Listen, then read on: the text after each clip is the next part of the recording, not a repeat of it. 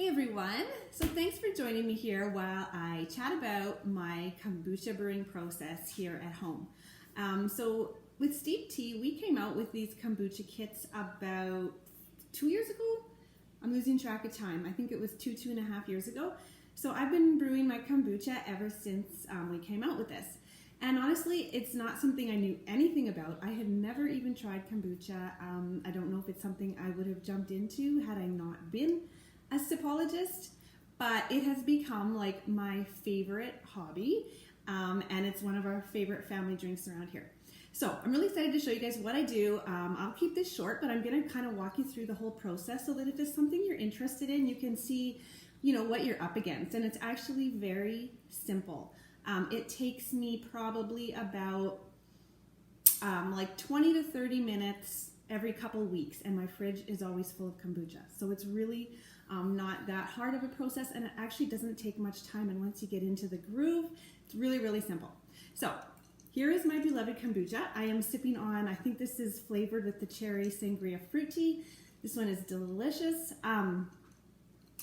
What I do when I flavor my kombucha is I use teas most of the time, and so I just leave the tea in my brew, and then I just strain it out into my glass when I pour it. So this is just super, super refreshing. What kombucha is, if you don't know what I'm talking about here, it's a fermented tea. So it is really high in probiotics and really great for your gut health. So it's very healthy. It's a really great alternative to like sugary pops, even a great alternative to alcoholic drinks.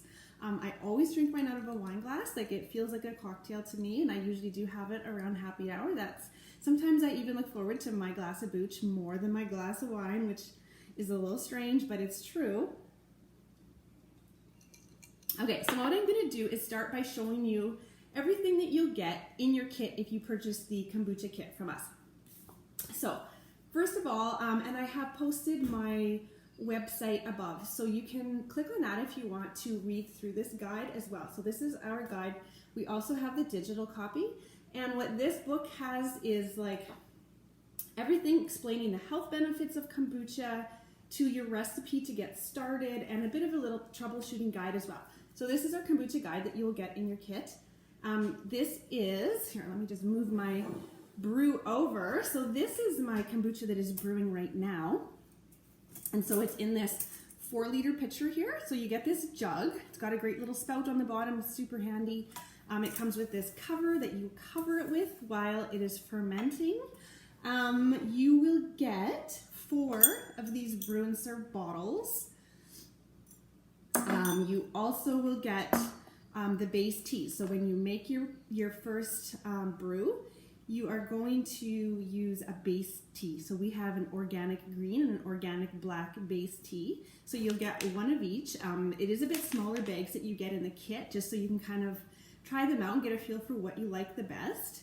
My personal preference is the green. I use the green base most of the time. Sometimes I mix the black and green together. And there's others who love the black more. The black tea gives it a little bit of a stronger flavor, and the green is just a little bit lighter, and it's my favorite. So you get all of that, and you also get the funnel. It does have a strainer that goes inside as well. And you get your SCOBY. So you get, this is the fungi, this is your SCOBY, this is your culture that stands for symbiotic culture of bacteria and yeast. So that is your little friend there. And sometimes they're kind of funny looking. And you also get like 1 to 3/4 of a cup of the starter fluid. So it's everything you need to get started. And now we'll just kind of walk through the process. So you basically have 2 components to your kombucha. There's your F1, that's your first ferment. That is what is going on right here.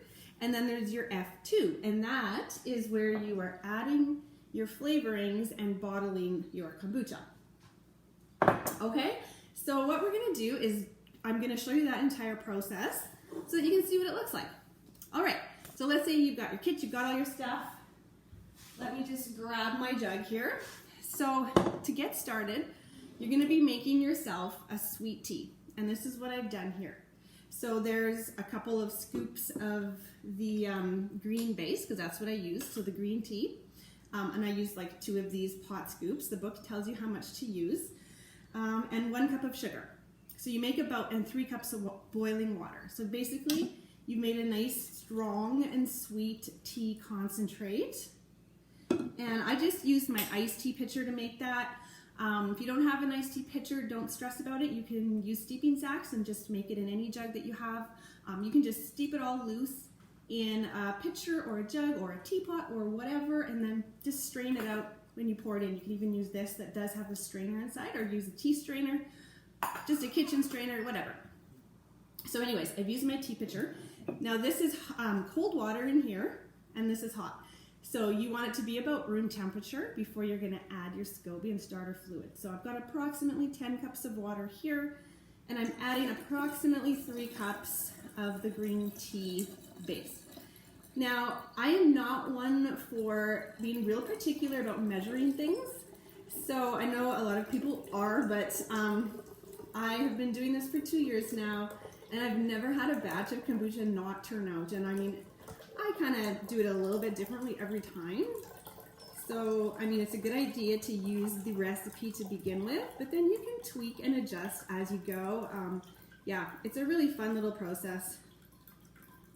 And then you know what I do with these green tea leaves, because you can steep green tea leaves 2 to 3 times, is I fill this pitcher up with cold water now and pop it in the fridge, and it makes like the best iced green tea. Really, really tasty. Don't even need to flavor it. So good.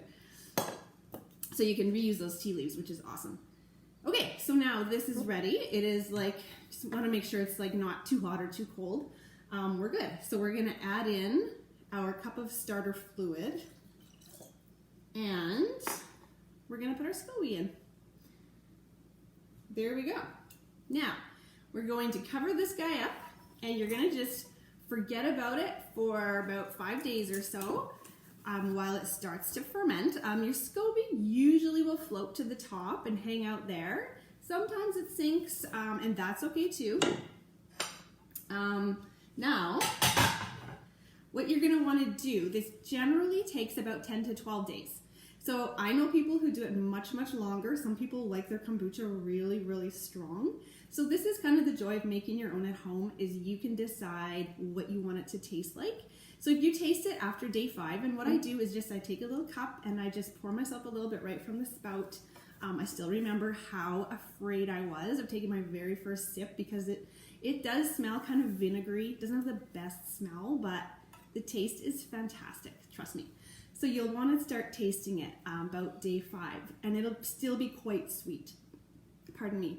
So what I would recommend, especially with your first couple brews, is that you taste it every day after that, just to taste the progression, because it'll start to get, all that sugar starts to get eaten up. So, you know, it will start to be less sweet, a little bit more vinegary. And so what I do is I bottle it when it tastes good to me. So I like it when it's just, you know, a little bit sweet and a little bit tart, almost like, kind of like an apple cider, and not too vinegary. So the magic number for me has been like about 10 to 12 days. Depend on the temperature of your house. If your house is super duper hot, you might be ready to bottle in 7 or 8 days. That often happens to me in the summertime. And I know some people who let it go for a couple of weeks. So you kind of decide when you want to bottle it by how it tastes. All right, so that we're going to set aside. I actually have 2 on the go pretty much all the time because we drink a lot of it. My family loves it, and this time of year I actually drink a lot more of it. It's so good. Okay, so now this is the one that I've had ready. So this one is ready to bottle. So I'm going to show you how I do that. So this is the next step. This is the F2, the second fermentation. Okay, so the SCOBY, can you kind of see the 2 layers? So with every brew that you do, your SCOBY, and you can reuse your SCOBY like probably for years. Like they live forever as far as I know. And with each brew, you actually get a baby. So you will get a new SCOBY with each batch. So you might wonder, what in the world do I do with all these SCOBYs? Well, I have no idea, really, to be honest. I keep a SCOBY hotel on hand. So I have a jar full of SCOBYs. I feed them a little sweet tea every once in a while. And that's because I have a lot of kombucha customers, and so if anybody needs a new SCOBY, the odd time somebody has a batch go moldy or something happen to them, then I have a SCOBY to give them. So I totally recommend you do keep a SCOBY hotel, at least a couple on hand, just in case that happens to you. Then you've got extra to start a new batch. Otherwise, you can Google what to do with SCOBYs, and there are some really interesting things out there, let me tell you. Yeah, that's all I'm gonna say about that. Okay, so this is ready to go. So now I'm gonna take my bottles. Now when it comes to flavoring, this is the fun part. So, I mean, a lot of people just use like real fruits and things like that. So I've been playing around a little bit myself. I have tried fresh strawberry. That did not work out so well. I'll be honest, it tasted like rotten fruit to me. But I've used frozen raspberries. Amazing. So good. I don't know why they have to be frozen. I'm not sure. But anyways, that's what I've done, is use the frozen raspberries. Last time I used frozen raspberries with some fresh grated ginger. That was excellent. Just fresh ginger on its own is excellent. But the teas, like if you have a cupboard full of teas, this is your opportunity to use up those teas, because they make amazing kombucha flavorings. And you don't have to just use the fruit teas. Like we have for example, root beer green tea, blueberry black tea. Any of those you can use to flavor your booch. So it's super fun. And when you have like a bunch of teas in your house, like I've got like 150 different kinds of tea here, I'm always trying something new, and it's lots of fun. So the recipe in the book says to add 2 teaspoons of sugar to your bottles. You do need to find, there's got to be the right balance of yeast and sugar for you to get the carbonation. So it's kind of an art to get that carbonation. Mine aren't always super fizzy. The odd batch is fizzier than the last. It's not something I've worked hard on, because I like it just how it is. But I do have some customers who really want to work towards getting that fizz. So I'm going to start working on that more myself to find out what the little tips and tricks are. So good. Okay, so the recipe, like I was saying, calls to put 2 teaspoons of sugar and then a couple scoops of your tea, your fruit tea, whatever you're going to flavor it with, along with the brew. Now, I don't usually add that sugar, because when I bottle it, it's already a little bit sweet, and so I don't need to add any extra sugar to it. If I've let it ferment a bit too long and I don't find it quite sweet enough, then I will add sugar to the bottle. So that is something you'll just play around with and experiment with. Now, what did I grab here? The raspberry cosmopolitan tea. This is so good in here. Actually, all of the fruit teas are just outstanding. The flavors are so good. I mean, these are just freeze-dried fruits and all kinds of good stuff in there, so it really makes for awesome kombucha flavoring. I also grabbed the limoncello white teas. So that's another one that's really good. We have a pink grapefruit white tea. That makes such a good kombucha, light grapefruit flavor. So I'm just going to pour my kombucha, and you'll see I'm not even using my funnel. I don't always use the funnel and strainer, because I've been told that you kind of want to get the little yeast bits that are floating around in your brew that will help with your carbonation, so you don't necessarily want to filter those out. So I just pour right into my bottle. You can see I've got some really nice carbonation in this one, so that really excites me. And what I do is I fill it like right up to the top, like right very close to the very top. I'm gonna have to let that settle down for a second. And then these bottles have a seal on the lid. Okay, so we'll call that close enough. So what you want to do before you seal it up is just use a little bit of water and just wet that rubber seal. And then you'll just close it up, and then there you go. This is your F2, and now what you do with this is you let it sit out at room temperature for a couple of days. So it will continue to ferment, just remember that. So if you left it out too long, it's going to continue to eat up those sugars, and it's going to get stronger and more vinegary. So I just let mine sit out. This is when you will get your carbonation as well, though.